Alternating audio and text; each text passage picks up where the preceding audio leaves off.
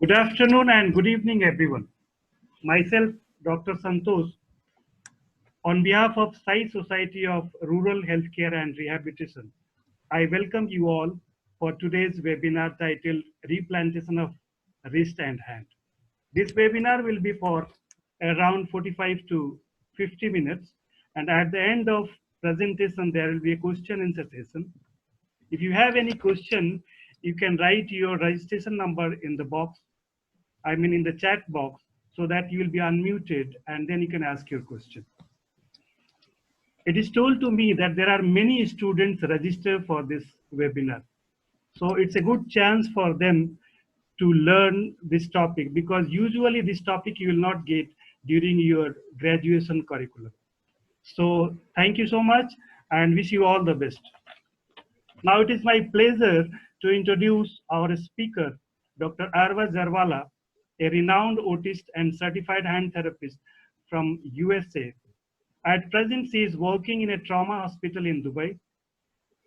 She is graduated from Sergius Medical College, Mumbai, and she has almost 30 years of experience in various acute multidisciplinary hospital and training centers. She is passionate about hand therapy and creative in her dynamic splinting. She is also Wow. certified in kinesiotaping. She is mentors for undergraduate students for burn rehabilitation and splinting. She has many more presentations and publications. I welcome Dr. Arwa and thank you so much. Over to you, Dr. Arwa. Good afternoon to all of you. And thank you, Santosh, Dr. Santosh, for your kind words. And welcoming all the participants. And today I'm beginning with my webinar, which is on replantation of the hand. And we shall be talking replantation from the fingertip to the proximal wrist crease. So during this session, we'll be going through three major portions. One is the indications, that when does the hand surgeon or the orthopedic surgeon, he decides whether this hand he will reimplant or he will undertake amputation. The second part is the surgical intervention. So what are the things they do in the surgery? What is the post-operative care? And what are the future possible surgeries which have been indicated? And the third part, which is very most important to you and me, is to what is the rehabilitation of the reimplanted hand? And what are the splints that we are giving? And what is the clinical reasoning for the various types of splints that has been given?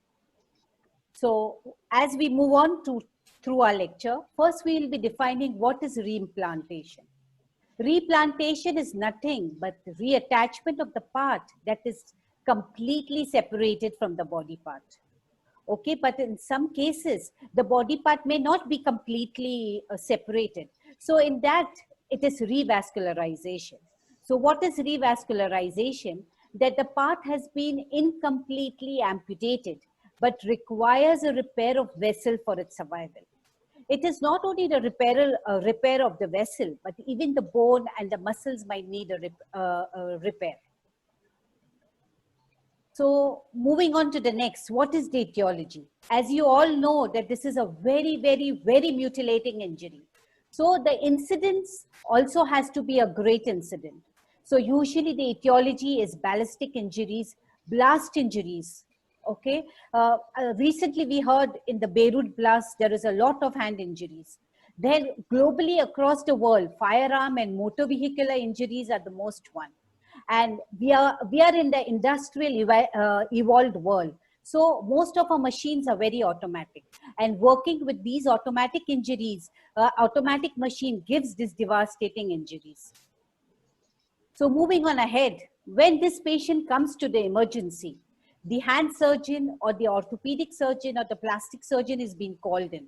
So what are the factors he's considering before taking the decision whether this has to be reimplanted or this has to be amputated? The first two major factors which he considers is the age of the patient and the patient's general condition. If the patient is a young child or a healthy adult, definitely reimplantation would be done in such cases. But if he is an adult, but with some systemic illnesses, maybe he's having, yes, maybe he's having some kidney injuries, or maybe he's having some left ventricular failure. In such cases, you require the opinion from the respective specialties.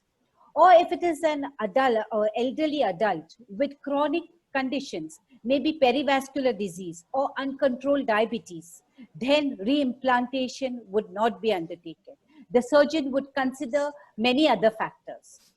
The second most important factor is the severity of injury. If it is a knife cut injury and it's a straight cut injury, there the damage is very minimal. So definitely it will be for reimplantation. But if you compare it with a blunt injury, there is a heavy weight falling onto the hand. And then because of that, there is an injury. So your injury zone is not at the part which is impacted. It goes one step below. So supposing it is in zone 4, it goes to zone 5. So sharp versus blunt injury versus crushing and avulsion injuries. So in your crushing and avulsion injuries, you would see streak of flesh hanging about. And when you see that, it gives you an idea, it gives to the idea to the plastic surgeon, it is a crushing injury. And here the damage to the vessels, to the nerves and the artery is too great. So in such cases, again, he would evaluate the situation, he would take many factors into consideration and then agree for reimplantation. Now, moving on to the level of amputation or the part amputated. If it is a thumb amputated, even a small portion of the thumb, it is for reconstruction. If there is a multiple digits, then mostly the surgeons would try to replant the ulnar digits. Index finger and the middle finger would, the parts of it would be taken to reconstruct the ulnar digits. If there is a single digit amputation and that amputation is distal to FDS, then he is for reimplantation. Now, if you see into this figure, this is a ring finger avulsion. What is ring finger avulsion? Here the patient has tried to remove his ring, and when he is removing the ring, there is the damage. But if you see that his FDS tendon is intact, his bone is intact, his joint is intact, but only there is degloving skin. So yes, the surgeon would do all the possible things to save the finger. Yes, hand amputation through the palm. This is one of the most complex surgeries which the surgeon has to do, but usually it is for reimplantation. More proximal amputations, but they have to be sharp amputation. Then only he would go in for reimplantation. If it's a crush injury, it's a no-no. Occupation. Many musicians or many people using sign language, using their hand for communications, definitely they are for reimplantation. So considering all these factors, which part has been amputated, the surgeon takes the decision. The next important thing is the ischemia time. What do you mean by ischemia time? That how long has the part remained after its blood supply has been cut. So this is known as the warm ischemia time. Usually there is a time frame and the reimplantation has to get completed within this time frame. So for a finger, it is 24 hours. For palm, it is 8 to 10 hours. And for wrist, it is 5 to 6 hours. So your reimplantation should get completed within this time frame. If a patient comes after the 24 hours for the finger, reimplantation would not be done. Then moving on to the next is the rehabilitation potential. How is the patient's mental status? How is he cognitively? Is he an addict of any sort? If he's an addict, he will never follow the instructions of the surgeon as well as that of the therapist. So over here, reimplantation, the surgeon would think before doing reimplantation. Yes, the economic factors. See, the surgery has a big cost. After the surgery, there are certain things. The patient might require blood transfusions. Okay, he might require time off work. So this is the financial burden. how well can the person shoulder the financial burden. So this answer will come from the patient, and this the surgeon will ask, and after consulting him, he will take the final decision whether reimplantation has to be done or amputation should be carried out. So moving on ahead, yes, see, the reimplantation zones are similar to that of the flexor tendon, as you see in the picture. Any amputations proximal to the wrist usually have a poorer functional result. So your zone 1, zone 2, zone 3 have a better functional outcome compared to that of the mid-humeral level. Yes, see, this is an example of a sharp cut injury. This was a sword injury at the mid-humerus level. And when you see the edge of the bone, you see that it is very roundly and very well cut. So reimplantation was done. It was a case which was being done in our hospital. And this is the picture of the patient 21 days post reimplantation. That is after the skin grafting, the first dressing was being done. That day this photo was being taken. This patient is approximately 4.5 years post reimplantation. He has little amount of active movement at his elbow.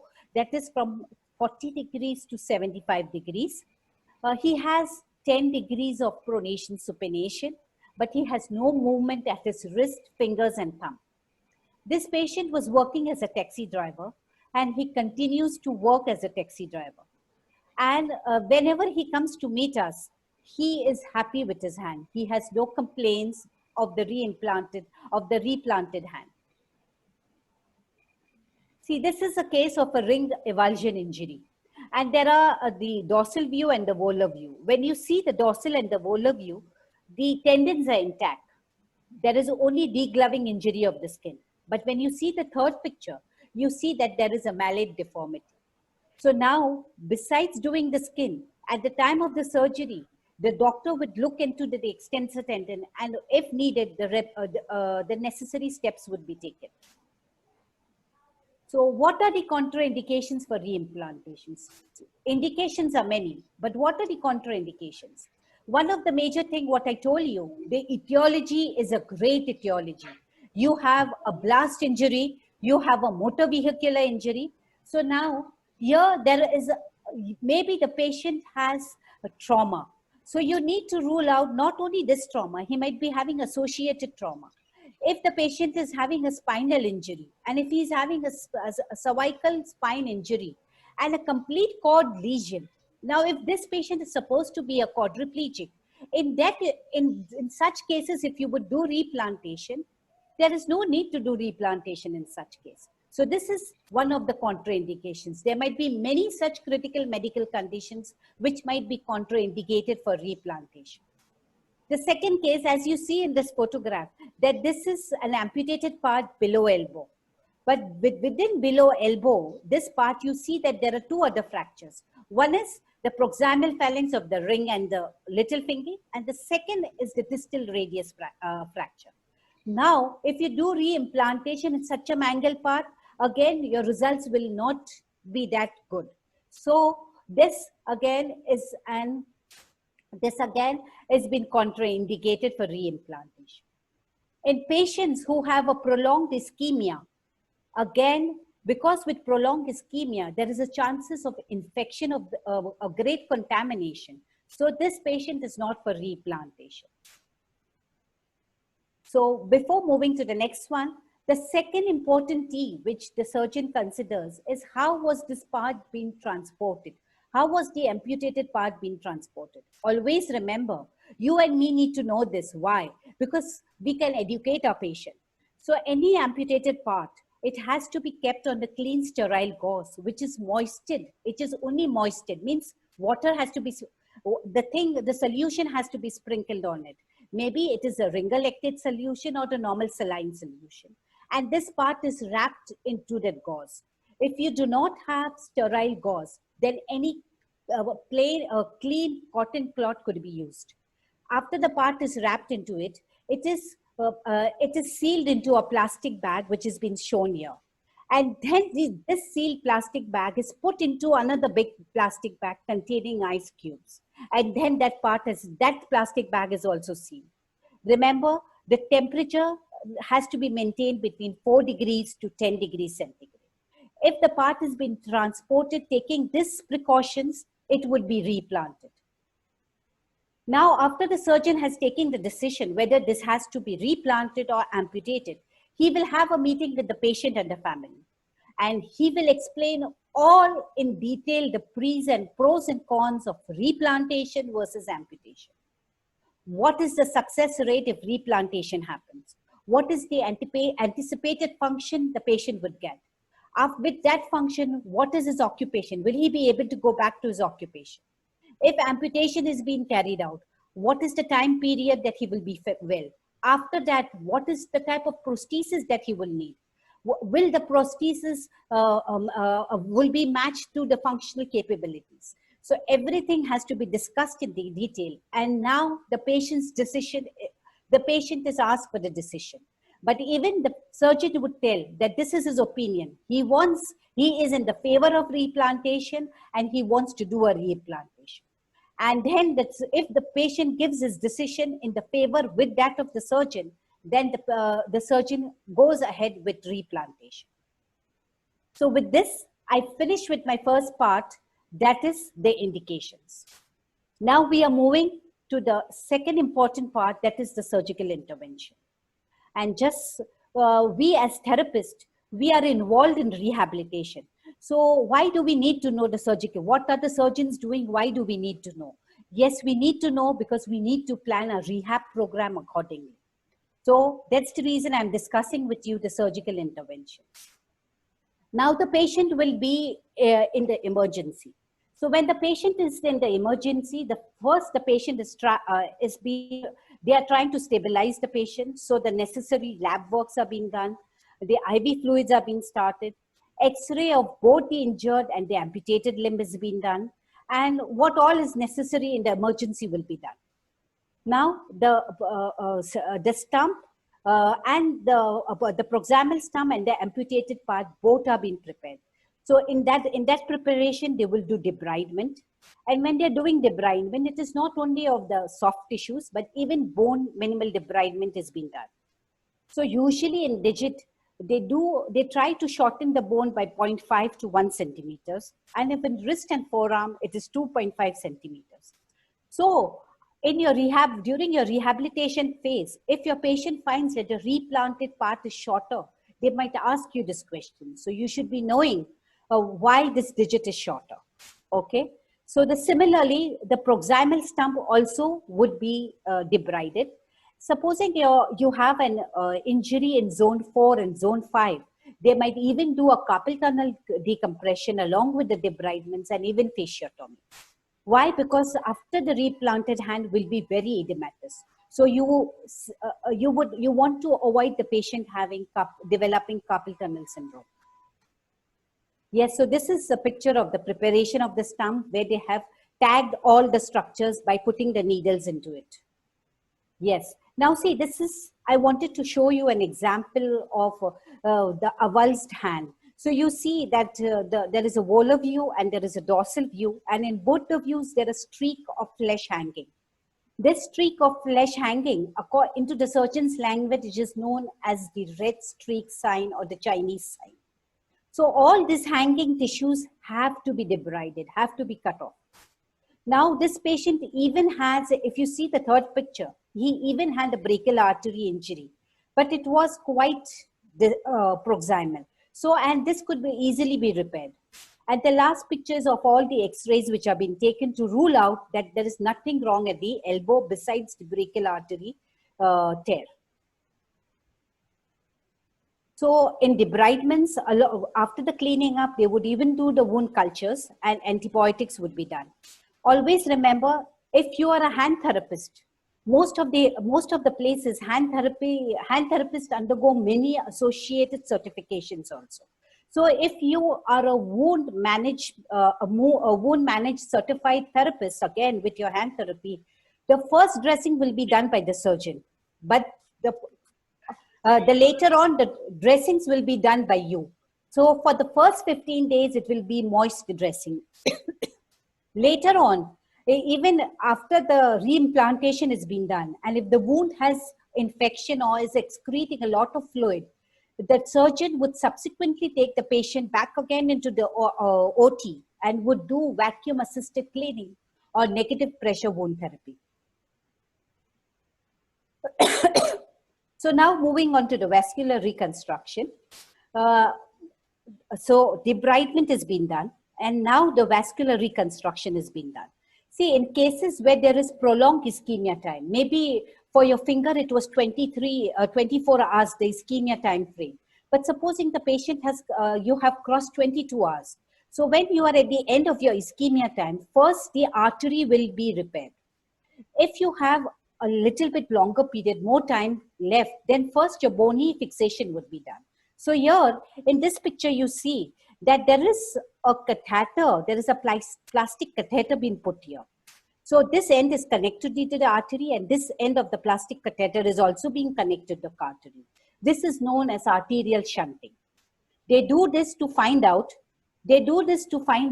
whether the blood will flow, whether there is no thrombosis at both the ends of the artery. And now to construct this artery, they will not leave this catheter in this place. So they might take vein grafts and they might carry out the arterial reconstruction. Now coming to the bone fixation, mostly with the plastic surgeons and the orthopedic surgeons, for your digit and your metacarpal fractures, the most common thing what they use is K-wires. If you see in this figure, if there is a single K-wire being inserted, the single K-wire is trying to just hold the fracture fragments, okay? But usually they put two parallel longitudinal K-wires, so the grip on the fracture fragment is much better. So figure 2 has longitudinal two parallel K-wires. B figure has a small interosseous wire within the bones. And in figure C, there is the cross K-wire. Over here, there was a rotation of the fractured fragment. So to hold it in place, they have used cross K-wire. Then in your B, there is an intramedullary screw fixation. And in the E, there is a plate and screw fixations. Now with D and E, it is known as rigid fixation, and your mobilizations. Dr. Arwa, I will just interfere for a second. Maybe after 2 minutes, this will disconnect. So again, we will have to connect it with the same password and ID. Thank you so much. You can continue now. Yes. So D and E, you can start with early mobilizations. But with A, B, and C, you would require 4 to 5 weeks of immobilization, and a little callus has been formed. Then you could start with your early mobilizations. Okay, bone graftings are being done in gaps of more than 3 centimeters, and vascularized bone grafts are being done if the bone loss is more than 6 centimeters. Now, see, this is a case of mid-palmar replantation. So you see the X-rays, and here intramedullary screws are being done. Later on, we will show you the results also. Yes. So now we finished with the artery, we finished with the bone. Now we are going with the muscles. So first, the flexor tendons have been repaired. So if there is a sharp cut and there is no much tendon length loss, primary end-to-end repair has been done. But if there is a considerable amount of loss of the tendon length, then they might put an Hunter rod and 2-stage flexor tendon reconstruction, with later on with grafts would be done. Subsequently down onto the road of rehabilitation, if the nerves do not regenerate and the motor power is very weak, then they would do tendon transfers. This tendon transfers is a very big topic, and I shall not be going into details of it. Now, the next thing is sometimes along with the tendon, even the skin, there is skin loss. So maybe they might do. Now, if it is a venous problem, you see sometimes they do such an incision and they let it bleed. But if it is an arterial problem, they will rush the patient immediately to the theater. They will open and they'll try to fix the problem. If the problem is not getting fixed, amputation would be done. So what is the influencing factor? It is mostly the comorbidities and very severely mutilated injuries of the hand. So what is the success rate? Success rate is almost 80%. I showed you one mid-palmar amputation. So see, this was the initial picture. Then after the skin coverage and after all this, after the fixation of the bones and the arteries and the tendon repair, this is the second picture. And the third picture where the patient, he got a straight fist, which was lagging by 3 centimeters from the distal palmar crease. So this is your motor recovery. Sensory recoveries, usually you will measure stereognosis. This is 2-point discrimination. In the thumb, it is 11 millimeters. In the finger, it is 8 millimeters. And in the avulse finger, it is 15 millimeters. Usually, cold intolerance is being experienced by the patient, but it usually diminishes. By 2 years, usually the patient do not have the complaints of cold intolerance. So what are the complications? Loss of the implant. Late complications might be poor motion, function, sensations, and non-union of the bones. Very rarely I have seen charcoid joints. I think in all my experience, I have seen one patient with charcoid joints. So this complication is not that much. So during the part, the further surgeries that have been indicated is neurolysis, nerve grafting, tenolysis, capsulectomies, and maybe soft tissue releases, so web space release or their scar contracture release. So these are the future surgeries. So what are the outcomes?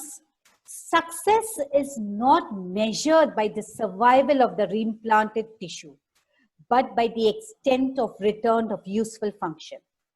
That's the reason you and me are an important member of this replantation team. 50% of the job has been done by the surgeon. The next 50% lies on your shoulders. So you and me should be doing the best what we can to achieve our results. So function anticipated after reimplantation should be better than that expected with the amputation and prosthesis. So this is the value what you're going to bring to your patient with rehabilitation. So I finish with my second part, that is the surgical interventions. And now we move to the most important part, that is rehabilitation. Yes. So usually in the hospital where I work, it's a trauma center. So we have been referred the patient and we have been called in to come and see the patient. So before going and evaluating the patient, you have to do a thorough review of his charts because you need to know what pain medication has been given to him. Okay. You will review his x-rays, pre-replantation, post-replantation. You have to read his operative notes in detail. Okay, this is before going to the patient, you prepare yourself with these things. Now, when you go to the patient, you will examine the hand. Okay, if there is a dressing being done, usually, most probably the surgeons or the nurses, they will ask us when we are coming, and it's at that time only they would arrange the dressing of the patient. So usually we are examining the hand for any protruding hardware. We are looking at the capillary refill. We are looking at the color of the reimplanted hand. Is it blue? Is it red? What is it? Are there any wounds? Are they bleeding a lot? So you know how aggressive you need to be with your therapy. So what all you are noting, what all you're seeing, you have to note down in your evaluation. So, the next important part, definitely this patient has edema. So you would do a figure of 8 circumferential tape measurement as you see into this diagram. You would look at the active range of motion at the uninvolved joint. How is the patient range of motion at the uninvolved joint? You would take your passive range of motion at the reimplanted joints, okay, distal to the site of reimplantation. And when you're taking your passive range of motion, you would look in for any tightness what you're feeling in the muscle, any crepitus of the bone you are noticing, and you will mention it, everything down. Okay, at this site, at this moment, distal to the part of reimplantation, there will be no sensation. But a quick assessment with cotton wool and writing down in your notes what you have seen, mostly it is no sensation. You will mention it down as this.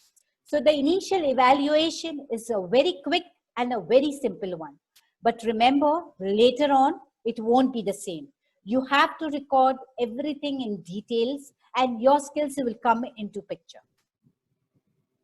Yes. So what are the goals of hand therapy at this moment? Since we have to protect the repair, so it will be the protection of the repair. Second would be to reduce edema. Third would be to improve and maintain range of motion at the uninvolved joint. Prevent contractures and deformities in the replanted part. See, the patient has undergone a major surgery. So provide proper psychological support. Now, education of the patient and the family member at each and every step of your rehabilitation. This is one of the most important points which you have to always keep in mind. And one more thing, what you need to keep in mind, that you have to regularly evaluate this patient at every interval of 10 to 15 days. Okay? So this is how you will evaluate and you know whether you're progressing ahead and what is hampering your progress. So now moving on ahead, how do you protect your repair? You protect your repair with a protective splint. And usually the protective splint is being given with your wrist in neutral, your MPs in 40 to 60 degrees of flexion, and IPs in neutral. Okay. Now the decision comes whether you give a volar splint or you give a dorsal splint. Okay. Now for that, if you have a wound on the volar aspect of the palm, definitely a splint goes on the dorsal aspect. But if there is a protruding hardware, then how would you give the splint? Can you accommodate this hardware? Can you trim some places somewhere and can you accommodate? If no, then you would give a volar splint. Now you see in the middle picture that you're seeing that there is a volar splint with a C-bar. Please, I have on purposely put this splint picture because it's very common for us. Wherever we go, we are used to giving functional position of the splint. But in your reimplanted hand, at this particular stage, you would not give a splint with a C-bar because the C-bar puts a lot of stress on the newly repaired structure. So how would you place your thumb? Your thumb would be in the mid position of abduction and extension, and there would be 15 degrees of flexion if possible at the IP and the NP. If not, it would be straight. Okay, so this is the protective splint that you would give. And the last one shows if only the thumb has been replanted, how the splint has to be given. Yes, what is the wear and tear schedule for the patient?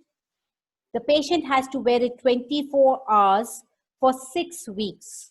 Only it would be removed during the dressing, and post-dressing it has to be worn.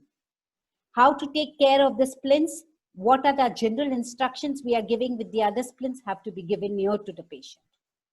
Okay, so now moving ahead, after the splinting, edema. How do we manage edema? Elevation at the heart level is for the first 3 weeks. From week 3 to 6 is retrograde massage. Along with your retrograde massage, you could do Coban bandaging. If your skin has healed by this time, then you could even begin, if you know of a manual lymph drainage, or if you have a therapist who's certified in it, you could carry out manual lymph drainage. So 3 to 6 weeks is that. After 3 to 6 weeks, you can continue with this, but in addition to that, you would give the patient a pressure glove to be worn all throughout the day and night, 23 hours of a day. Okay. Then if the patient is coming to outpatient department, by 6 weeks onwards, the patient might be coming to the outpatient department. And if you have an intermittent compression system for your edema management, then you would give intermittent compression system. And there is one more new addition into the edema management, that is kinesio tape. I have used kinesio tape for edema. क्यों जयश्री? ये के Mohan phone आ रहा है, attend करोगे एक minute? And it gives a lot of good results. So kinesio tape has been recommended. Now we are moving on with the scar massage. For the first 4 weeks, scar massage is light scar massage. After the 4 weeks, you could give silicone gel sheets to hydrate your scar, so they become pliable. And after 6 weeks, from light scar massage, you move to frictional massage, and here you can use even your instrument assisted soft tissue release massage could be done. After 8 weeks, if still there is soft tissue tightness and your fascia is tight, then cupping could be introduced. With cupping, I have seen results, and I'm not very much convinced of using cupping, but some of the therapists find cupping is effective, but I haven't found that much of effect with cupping. So moving on ahead, we are moving on to the exercise program.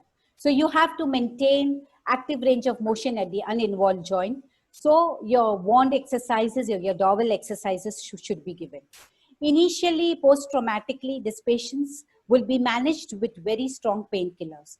So maybe these patients are not being allowed to mobilize out of the bed if they are feeling dizzy. Then exercises are being done on the bed, or otherwise you can progress as you progress ahead, in other cases. Now we move for exercises in the early protective motion. So what is that? First is your tenodesis action, that is EPM1.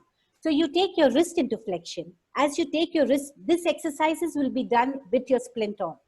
So you take the wrist into flexion. So automatically the finger goes into extension. If they don't go into extension, passively you will extend. So it is with bringing the wrist into neutral, the fingers go into flexion. If they don't go into flexion, passively you bring into flexion. So with passive tenodesis action, there is proximal glide of the repair. Remember that.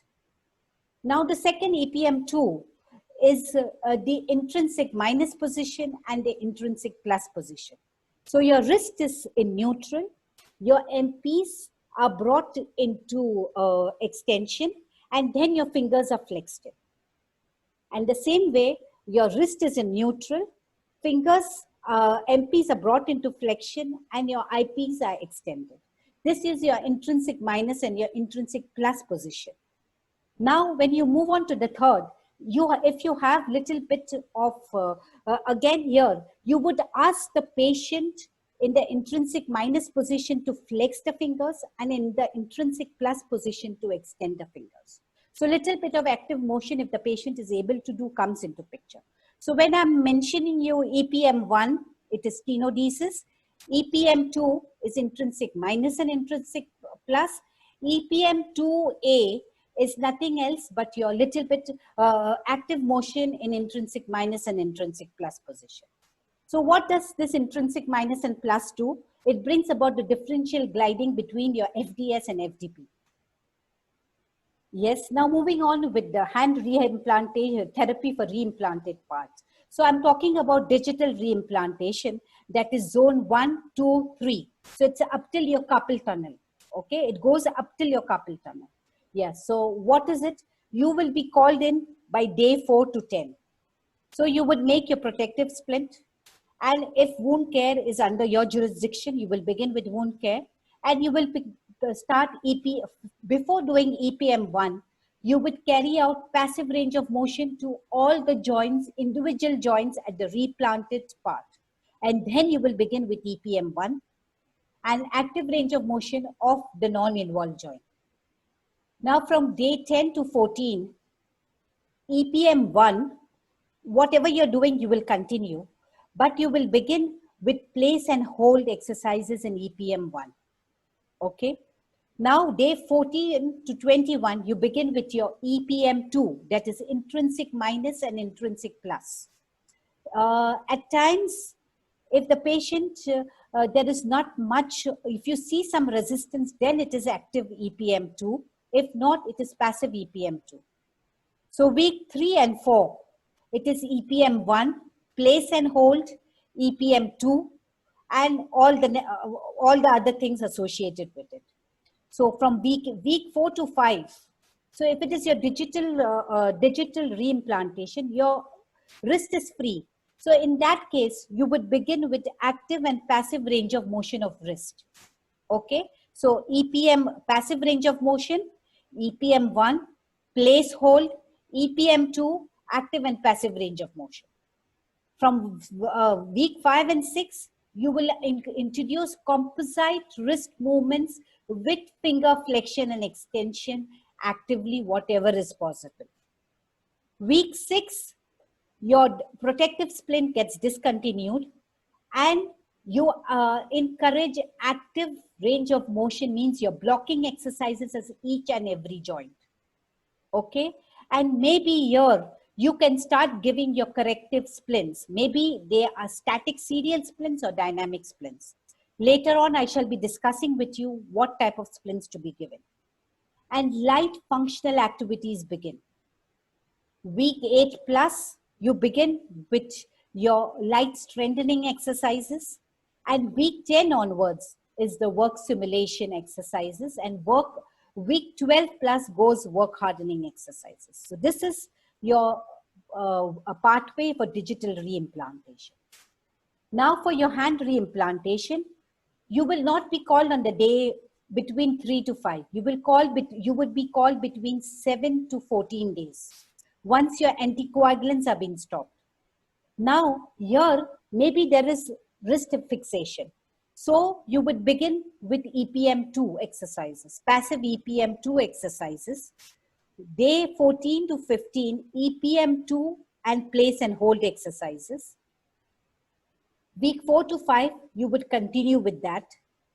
Week 5 to 6, any composite movement is possible. You would remove the splint and you would ask the patient to do any composite movement if possible.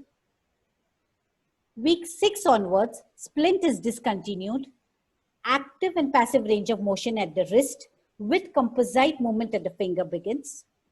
Week 8 onwards, along with the composite movement, you would start functional activities. And along with the functional activities, you would give your dynamic splints or your corrective splints.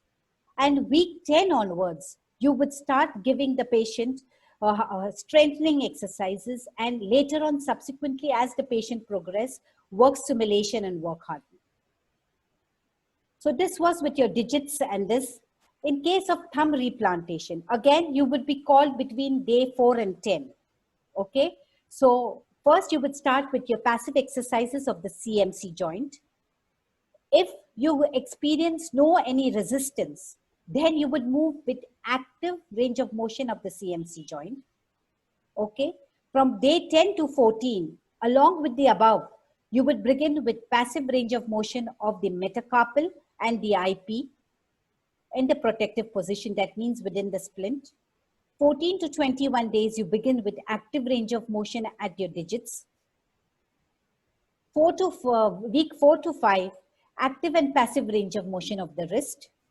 5 to 6, composite thumb movements along with the wrist movements, and your light activities, dynamic splint if needed, even web spacer could be given over here. And week 6 onwards, dorsal protective splint is discontinued and hand strengthening has been started. Okay, so this goes for your thumb replantation. Now, I have told you the period between after week 4 to week 7 requires continuous evaluation. And here you might come across many things, that your joint contracture, the patient might be having joint contracture. How do you know that the patient has joint contracture? So for that, you will record your active range of motion at the joint. You will record the passive range of motion. If your passive range of motion is greater than your active range of motion, that means there is joint contracture. If there is joint contracture, you would try to feel the end feel. If it is a soft end feel, that means it is stretchable one. If it is a hard end feel, it means it is non-stretchable one. If it is a stretchable one, you can give low load pressure splint as you see into this finger, as in this picture. Or you can even give an MP extension block with an outrigger to assist finger extension if there is an extension lag, okay? If there is a hard end feel, you would stretch the finger and put a cast. After maybe a week, that cast would be changed and you would see if the tissues have been lengthened. If you're able to achieve more, then again you need casting. Or if it's easily stretchable, you need to give them static finger splints as you see in this picture. Yes, so this was with joint contractures. Now, how there are intrinsic muscles also, and you need your intrinsic muscles to get the grip strength. So how would you know that it is not the intrinsic muscle tightness? So with your MP joints passively extended or hyperextended, you would carry out your PIP and DIP flexion, and you would note it. So if the PIP and DIP flexion is supposing like this, now you would bring the MPs into flexion and carry out your PIP, DIP flexion. And if I get this complete, that means my intrinsic muscles are tight. And this is the way you give a static as well as a dynamic splint for your intrinsic stretching. Now, it is usually after week 5 to week 6. So when even you're giving your therapy, you have to keep this position in mind and you have to train your intrinsic in that position. Now, you have your long flexors and your long extensors also. So how would you know that your long flexors are tight? So if you're assessing your flexor muscle, you have to take them in the opposite direction. So you're assessing your flexors, you will put the limb into the opposite direction, that is extension. So extension of the wrist and extension of the finger, you should be able to achieve this. If you're not able to achieve this, your finger is going into flexions, you experience tightness. That means your long flexors are tight. So you need to give serial static splinting as you see in this, the volar resting pan splint. And if you have your extensor tendon tightness, you would put the wrist into flexion and the digit into flexion, and you would see. If there is tightness, that means there is extensor muscle tightness, and appropriate splints would be given. Yeah, see, these are the other type of dynamic splints which you would use to improve your range of motions. This is one of the splints which I always like, and usually when the first time I give the patient in 0 degrees neutral, and in the next visit it is 10 degrees of wrist extension, and the next one it is 30 degrees, and I get excellent results, and I very much easily give these splints to my patient, and it's the same splint being molded in subsequent sessions. Yes, you have to assess your nerves. Maybe that the patients are having nerve injuries, and you should be very expert in assessing your nerves. And this is how you can go through the slide, and this is how you would assess your nerves, and you would know whether your nerves, there is nerve involvement, and accordingly your splints would be given. If there is a median nerve involvement, then a C bar would be given. If there is ulnar nerve clawing of the fingers, then you would give a figure of 8 static splint, or you would give your MP block splint. So accordingly, you would assess your nerves and give the splint. What is the clinical reasoning of splinting? Actually, in the acute phase, it is usually the static splinting, because it's an inflammatory phase. You need to give the tissues the rest. In proliferative stage, the collagen is coming and lying down. So you need to lengthen the collagen. So you would give dynamic splint and the serial static splinting. And in the chronic stage, it is mostly static progressive and serial static splinting, where you need to break the interlinks between your collagen. This is one of the small graph which shows for people who are not experienced in working with replantation, this is how you would progress in therapy. It begins from the lower portion of your pyramid, that is passive protective splint. If you experience no resistance, you move on to the next step, place and hold. Once you experience some resistance, you will continue at that same stage, and after a few days, you will progress on to the next one. So this is like a cookbook recipe for new therapists. So later on, I think you will be getting the link. You can go through this full pyramid. Yes, sensory education is one of the most important part. In the early stages, There will be no sensation. So you have to just ask the patient to be cautious around hot and sharp objects, and even to have visual compensations. As the protective sensibility returns, you remove your sensory bins out and you start your sensory retraining from the light touch to the coarse touch. Cold intolerance is not common, so you would ask the patient to protect themselves from the cold things. If there is a hypersensitive skin, then desensitization would be done. Okay. What are the precautions in the early post-traumatic phase? Caffeine and nicotine is avoided, so smoking and coffee is avoided. Cold modalities are not used. You and me are very much in hand therapy. We use hot and cold modalities. So we should be careful with the cold modalities.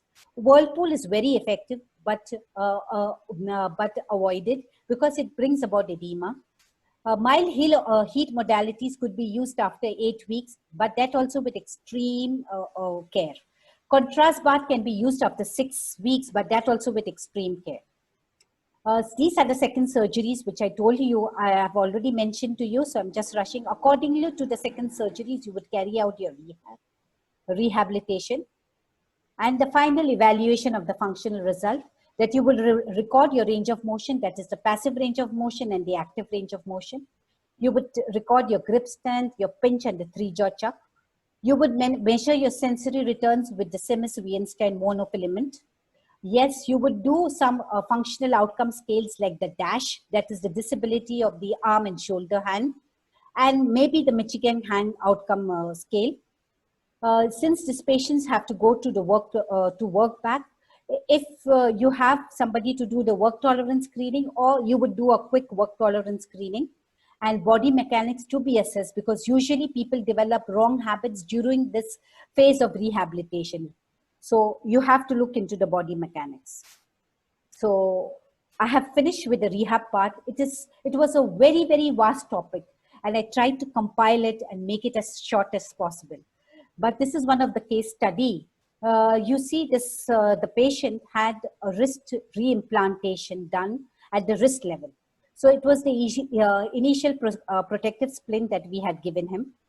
Then it was his wrist was, they had put a volar locking plate at his wrist, okay?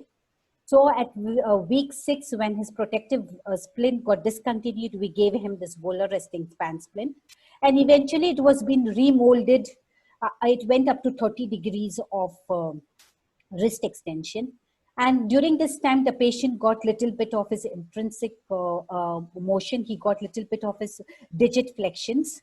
And then we had given him different type of splints. He had extrinsic muscle tightness, intrinsic muscle tightness, but in his case, joint contractures were not there because we had maintained it with passive range of motion very well.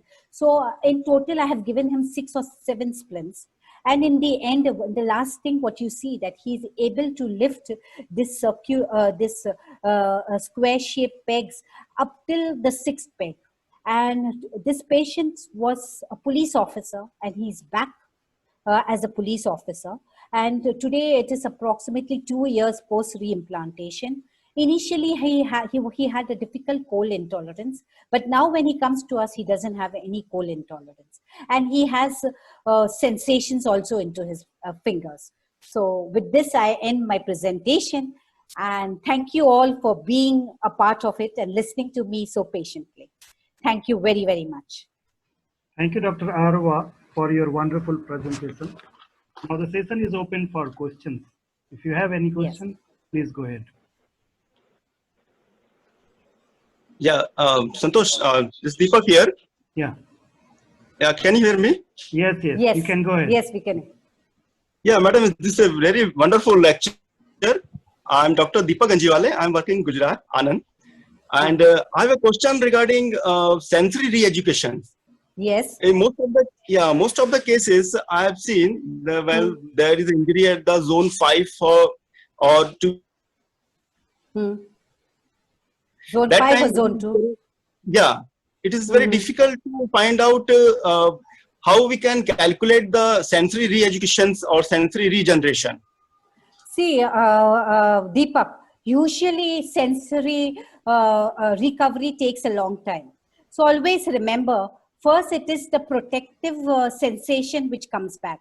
So in the protective sensation, the patient will tell you that he's feeling something. And at this time, he will complain of lot of paresthesias and tingling and all those things. But eventually, as your nerves regenerate, these sensations, these feelings, these paresthesias go on decreasing. And now the patient will come back to you whenever you inquire. They will tell you, I have 30% of the sensation compared to the other hand. So this is how you progress.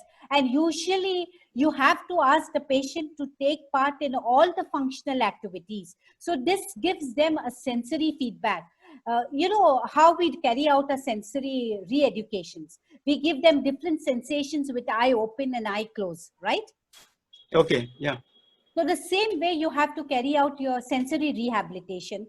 And usually it takes approximately, I have seen in my practice, that your CMIS, I have mentioned about 8 millimeters and 9 millimeters. It's usually after 1.5 to approximately 2 years.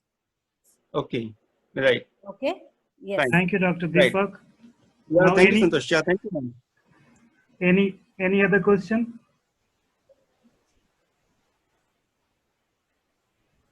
Yes.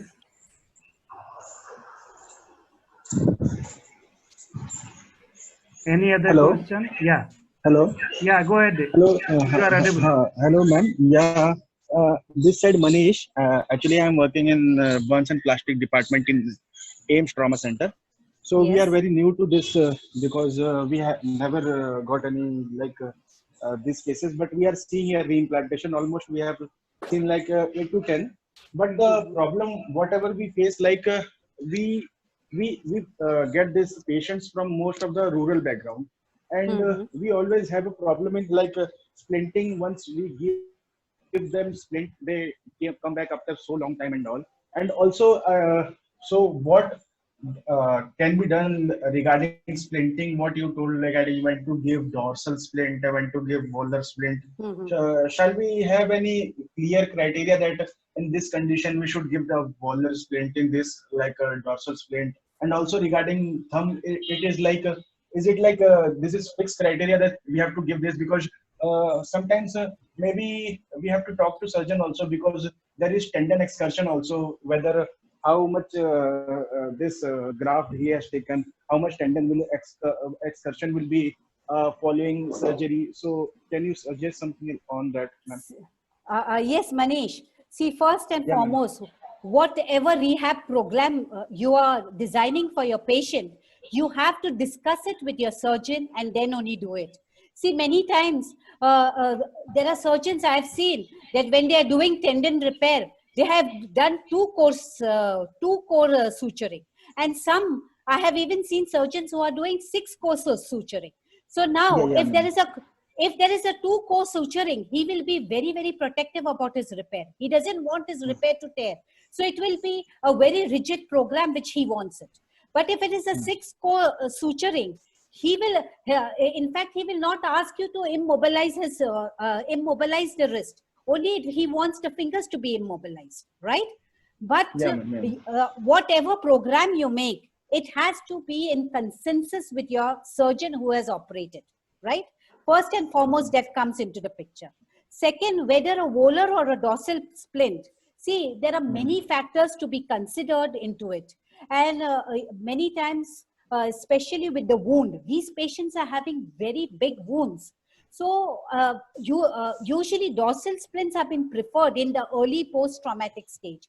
But most of the time I have seen that it's better to give a volar splint, so even the patient can note the changes in his limbs, so he can see his fingertips, and then he can it's better if we give a volar splint.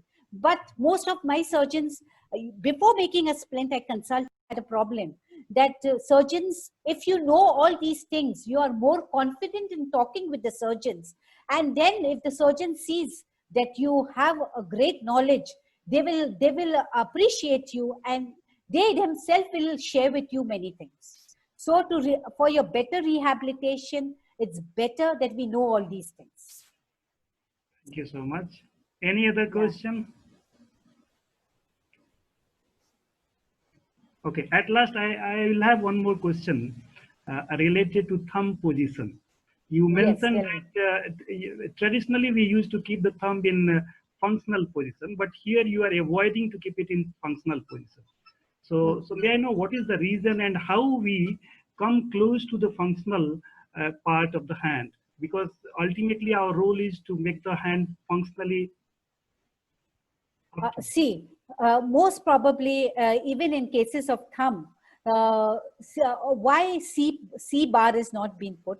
When you put the hand into a C bar, okay, your opponents, your flexors, all your muscles are being stretched open to go into this position. And your intrinsic muscles, your small intrinsic muscles are arising. Some of them are rising from them. That's the reason when you try to put them into the C bar in the early post-traumatic stages, you are stretching those things. Okay. And because of that, the stress comes onto your joint, and maybe the tendons which have been ruptured or repaired might rupture off. So that's the reason initially you do not give a C bar. But after week 5 or 6, where your tendons have undergone the fibroplasia stage, then you can stretch it, and you could give them the web spacers. So first you get the web space, and then you go into your dynamic splinting. So then you would stretch them accordingly. Thank you so much. Yes, thank you. Any other question? Yeah, it was informative. And at the end, I will say thank you so much, our speaker, as well as the participant. I hope that it was fruitful for everybody. So now we are coming to the end of this webinar. Once again, thank you so much. Thank you very much to all of you. Have a good day.